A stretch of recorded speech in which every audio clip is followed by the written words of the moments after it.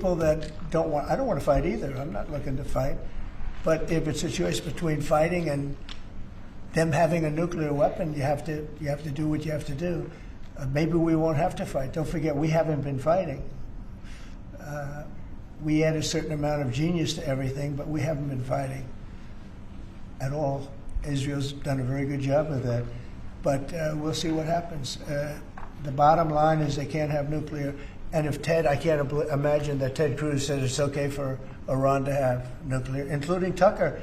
I don't think Tucker says it's okay. The problem is then they get themselves into a thing. They don't want them to have nuclear, but then they say, well, we don't want to fight. Well, you're going to have to make a choice because it's possible that you're going to have to fight for them not to have nuclear.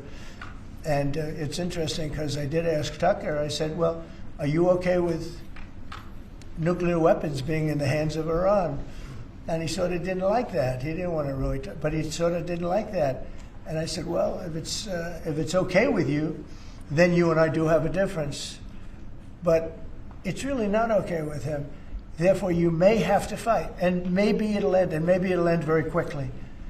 But there's no way that you can allow, whether you have to fight or not, you can allow Iran to have a nuclear weapon because the entire world will blow up.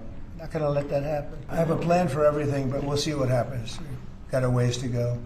They should have made the deal. I had a great deal for them. They should have made that deal. 60 days we talked about it, and in the end they decided not to do it, and now they wish they did it.